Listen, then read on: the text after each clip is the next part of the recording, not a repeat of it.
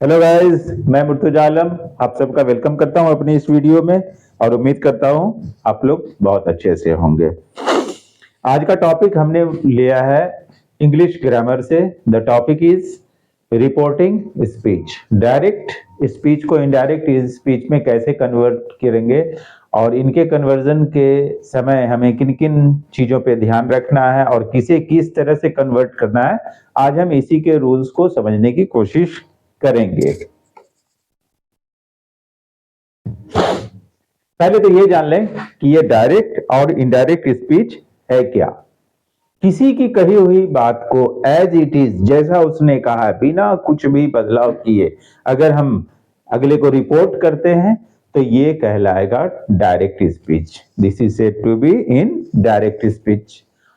और किसी की कही हुई बात को अगर हम अपने ढंग से अपने वर्ड्स का यूज करके उसे बताते हैं, रिपोर्ट करते हैं, तो ये इनडायरेक्ट हो जाएगा। डायरेक्ट में कही हुई बात को एज इट इज बोला जाता है, स्पीकर ने जैसा कहा था सेम वर्ड को रिपीट किया जाता है।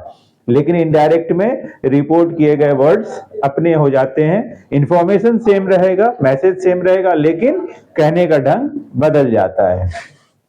Direct reporting the message of the speaker in the exact words as spoken by him। Direct में कहने वाला जो भी बोला है एग्जैक्ट उसी वर्ड को कहा जाता है। जैसे Maya said I am busy now. Maya ने कहा था मैं अभी व्यस्त हूं, तो उसकी कही हुई बात को एज इट इज बोल दिया जाए तो ये कहलाएगा डायरेक्ट स्पीच। लेकिन जब इसी की कही बात को मैसेज सेम रहेगा लेकिन बोलने का ढंग थोड़ा सा बदल जाएगा, वर्ड्स बदल जाएंगे, तब वो हो जाएगा indirect. Reporting the message of the speaker in our own words. कहने वाले की ही मैसेज को हम कह रहे हैं लेकिन बोलने का ढंग हमारा अपना है, तो वो हो जाएगा इनडायरेक्ट। जैसे Maya said that she was busy then. अब डायरेक्ट से इनडायरेक्ट भी हम अपनी मनमर्जी से नहीं कर सकते, इसको भी करने का रूल होता है। आज हम उन्हीं को देखेंगे, समझेंगे। जब भी डायरेक्ट से इनडायरेक्ट चेंज करने की बात आती है तो अक्सर स्टूडेंट्स कंफ्यूज होते हैं, किसे बदलें, किस तरह से बदलें। इसमें कई चीजों को बदलना होता है। पहले तो हम इनके इस पार्ट्स देख लें कि कौन कौन से पार्ट्स क्या कहलाते हैं और किस पार्ट्स में किस चीज को किस हिसाब से बदला जाता है। जैसे है Maya said I am busy now, इसमें ये हिस्सा जो है सेड वाला, ये हिस्सा कहलाता है रिपोर्टेड वर्ब। इसे चेंज करने का अपना रूल्स है, हम उसको देखेंगे और इसको रूल को चेंज करेंगे उस हिसाब से। अब इन्वर्टेड कॉमा के बीच में जो ये हिस्सा है, ये पूरा हिस्सा कहलाता है रिपोर्टिंग स्पीच, और इसमें जो वर्ब है वो रिपोर्टिंग वर्ब कहलाता है। तो यहां हम दो तरीके के वर्ब को भी चेंज करते हुए देख रहे हैं। अब इसके टेंस को बदला जाएगा, वर्ब मतलब टेंस के अकॉर्डिंग बदला जाएगा। तो वो कैसे बदलेगा, तो उसको भी बदलने का रूल है। अगर हम रिपोर्टिंग वर्ब में टेंस को कन्वर्जन करने के जो रूल को देखते हैं तो वो होता क्या है। अगर सिंपल प्रेजेंट टेंस है तो सिंपल पास्ट में कन्वर्ट कर देंगे, ठीक है। He said I wash my clothes, he said that he washed his clothes. तो प्रेजेंट कंटिन्यूअस है तो उसे पास्ट कंटिन्यूअस में चेंज कर दिया जाएगा। You said I am busy now, he said that you said that you were busy then। तो इसमें हमने उसे कंटिन्यूअस पास्ट कंटिन्यूअस में चेंज कर दिया। प्रेजेंट परफेक्ट है तो उसे पास्ट परफेक्ट में चेंज कर देंगे। he said she has finished her work, he said that she had finished her work। Past indefinite है उसे पास्ट परफेक्ट में बदल देंगे। he said aman arrived on Monday, he said that Aman had arrived on Monday। Past continuous है, past perfect continuous में उसे बदल देंगे। We were playing basketball, he told me। They told me that they had been playing basketball. इस तरह से हम इनके टेंस को बदल सकते हैं। अभी हम सिर्फ रिपोर्टिंग स्पीच के टेंस को बदलने की बात कर रहे हैं, लेकिन कुछ ऐसे जगह हैं जहां पे हम टेंस को नहीं बदल सकते। जैसे किसी की हैबिचुअल एक्शन है, ठीक है, किसी का कहीं पे यूनिवर्सल ट्रूथ की बात हो रही है, ठीक है, तो ऐसी चीजों में हम उनको नहीं बदलते। जैसे आज भी सन वेस्ट ईस्ट से ही राइज हो रहा है, तो ये यूनिवर्सल ट्रूथ है, अब इसको हम नहीं बदल सकते। तो जहां पे यूनिवर्सल ट्रूथ या कोई हैबिचुअल एक्शन आ जाता है तो वहां पर टेंस बदलता नहीं है। When the reporting verb of direct speech is in past tense, then all the present tenses are changed to the corresponding past tense in indirect speech। जैसा कि यहां हमने देखा, समझा। In indirect speech, tenses do not change if the words used within the stock of a habitual action, किसी का habitual action हो, और यूनिवर्सल ट्रूथ या कोई यूनिवर्सल ट्रूथ हो। जैसे यहां देखते हैं, he said we cannot live without air, ये यूनिवर्सल ट्रूथ है, हम बिना हवा के जिंदा नहीं रह सकते। अब ऐसा थोड़ी कि आज हम उसका कोई ऑप्शन ढूंढ लिया, आज बिना हवा के भी हम जिंदा रह सकते, तो उसे पास्ट कर देंगे, नहीं कर सकते, ये यूनिवर्सल ट्रूथ है, तो हम इसके टेंस को चेंज नहीं करेंगे। He said that we could not live without air, can को कुड में बदल दिया। तो इस तरीके से हमें ध्यान रखना है कि कुछ चीजों के टेंस हम नहीं बदलते हैं, बाकी को हम इसके अकॉर्डिंग टेंस को हम चेंज करेंगे। अब टाइम को भी इसमें चेंज करना होता है। जैसे यहां पर नाउ दिया है, तो नाउ को देन में बदल दिया गया। तो इसी तरह से टुडे कहीं देखने को मिलेगा, उसे दैट डे में बदलना है। किसी में लिखा हुआ यस्टरडे, द प्रीवियस डे में बदलना है। तो यहां पर हम इनको कुछ इस तरीके से चेंज करेंगे। Changes of time, now, then, here, there, ago, before, thus, so, today, that day, tomorrow, the next day, this, that, yesterday, the day before, these, those, either, thither, come, go, hence, thence, next week, the following week। तो इस तरीके से हम इनको भी change करेंगे। अब हम देखते हैं रिपोर्टेड वर्ब किस तरीके से बदलेगा और कब नहीं बदलेगा। बदलेगा तो कब बदलेगा और नहीं बदलेगा तो कब नहीं बदलेगा, उसे देखेंगे। फिर उसके बाद देखेंगे कि रिपोर्टेड वर्ब में जो चेंज होता है तो सेंटेंस के हिसाब से कैसे चेंज होता है और वहां पर हमें किन बातों का ध्यान रखना होता है।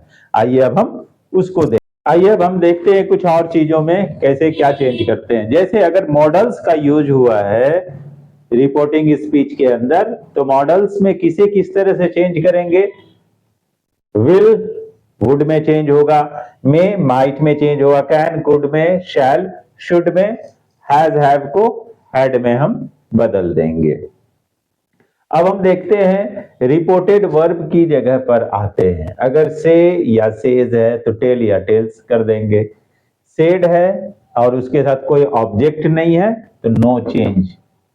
सेड के साथ ऑब्जेक्ट टू मी का यूज हुआ है तो इसे हम टोल्ड मी में चेंज कर देंगे। विल से का भी नो चेंज होता है। आइए अब हम इनको देखते हैं कि अगर हमारा रिपोर्टिंग स्पीच अलग अलग सेंटेंस के हिसाब से हम उनमें किसमें कैसे चेंज करेंगे। अगर तो एसर्टिव है तो कनेक्टिव दैट का यूज करके हम उन्हें एक्सप्रेस कर देंगे चेंज करके टेंस को। लेकिन अगर वहां इंटेरोगेटिव है, इंपेरेटिव है, एक्सक्लेमेटरी है, तो यहां पर क्या और कैसे चेंज करेंगे, आइए अब ये देखते हैं। पहले बात करते हैं इंटेरोगेटिव। इंटेरोगेटिव सेंटेंस वो जिसमें कोई सवाल पूछा गया है। सवाल पूछने के दो तरीके हैं, एक तो क्वेश्चन वर्ड का यूज किया जाए और दूसरा है हम ऑक्सिलरी या हेल्पिंग वर्ब का प्लेस चेंज करके भी हम क्वेश्चन बनाते हैं। तो अगर क्वेश्चन वर्ड का यूज किया गया है तो ऐसे में कनेक्टिव वर्ड इफ का यूज नहीं होगा, क्वेश्चन वर्ड से ही आगे बढ़ाया जाएगा चेंज करते हुए। लेकिन अगर क्वेश्चन वर्ड की बजाय हेल्पिंग वर्ब का यूज करके क्वेश्चन फॉर्म किया गया है तो ऐसे में कनेक्टिव वर्ड इफ का भी यूज करेंगे और सेड को आस्क्ड में बदल देंगे। We replace said into asked and use asked with connective if word if, लेकिन तब जबकि वहां पे कोई क्वेश्चन वर्ड ना हो, इंटरोगेटिव प्रोनाउन ना हो, व्हाट हु विच अगर हो तो वहां पर इफ यूज नहीं होगा, आस्क्ड चेंज करके डायरेक्ट वहां से यूज करेंगे।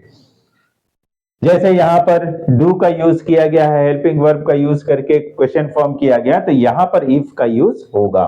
He said do you have 10 rupees, he asked if I had 10 rupees. तो इस तरीके से यहां पर आस्क के साथ इफ कनेक्टर का यूज करते हुए पूरा किया गया। लेकिन अगर यहां पर क्वेश्चन वर्ड होता तो कनेक्टर इफ का यूज नहीं होता। जैसे if reporting speech starts with any question word, there is no need to put if. He said, what are you doing? यहां what से शुरू हुआ है क्वेश्चन वर्ड से, तो यहां पर हो जाएगा he asked what I was doing।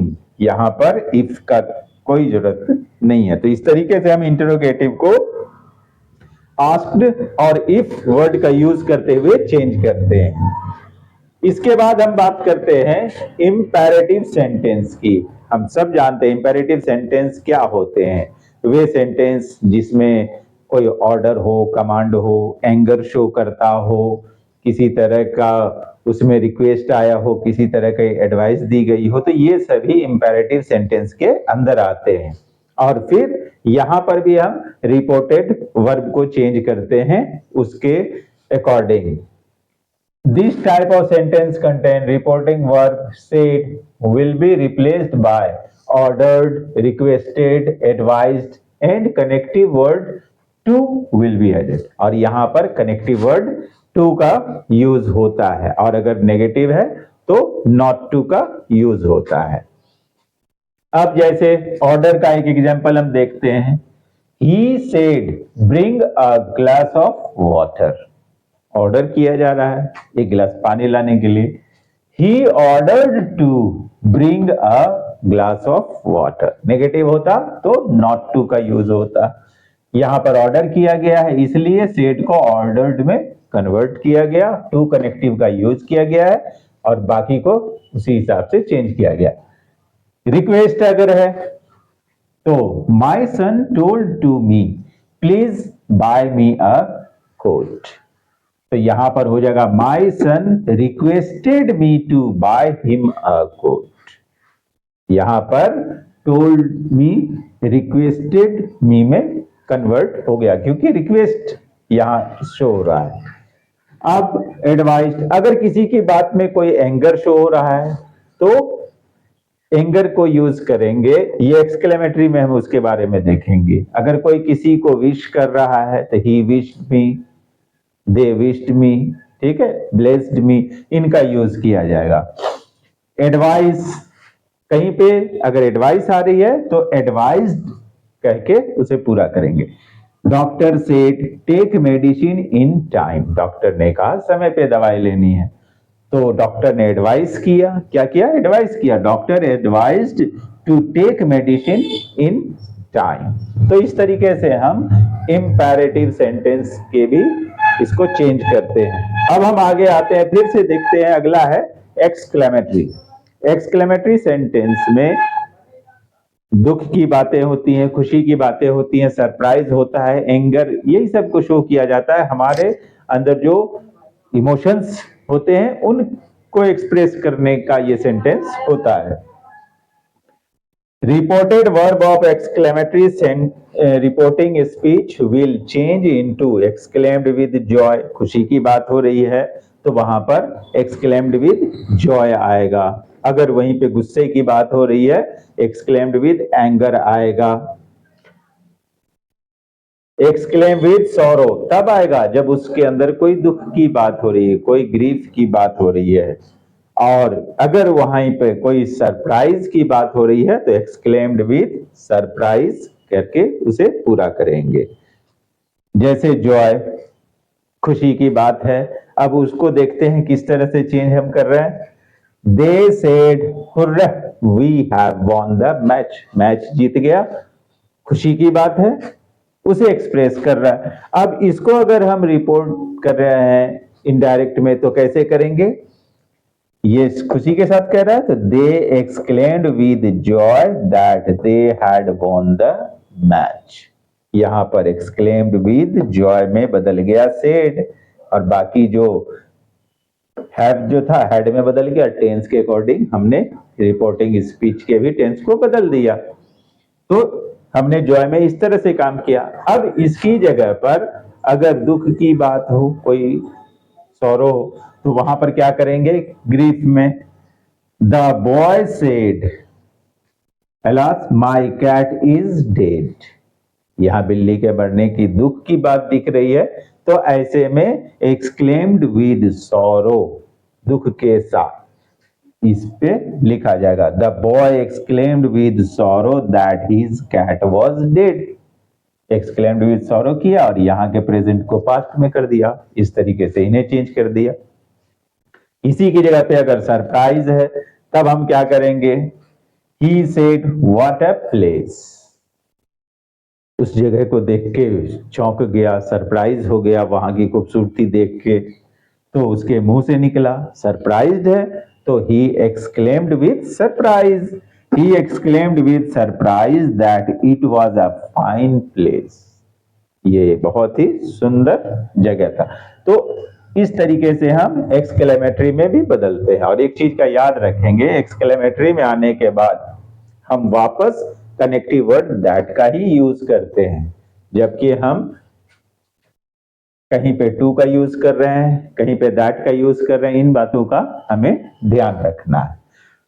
तो इस वीडियो में हमने बात किया कि डायरेक्ट स्पीच को रिपोर्ट करने के लिए इनडायरेक्ट स्पीच में चेंज करने के लिए क्या रूल्स हैं और उनको किस तरह से चेंज किया जाता है, और इनके कितने पार्ट्स हैं और किस पार्ट्स को कैसे चेंज किया जाता है, हमने इसके बारे में बात किया। उम्मीद करता हूं आप लोग इससे फायदा उठाएंगे और मेरे वीडियो को लाइक शेयर सब्सक्राइब करते रहें।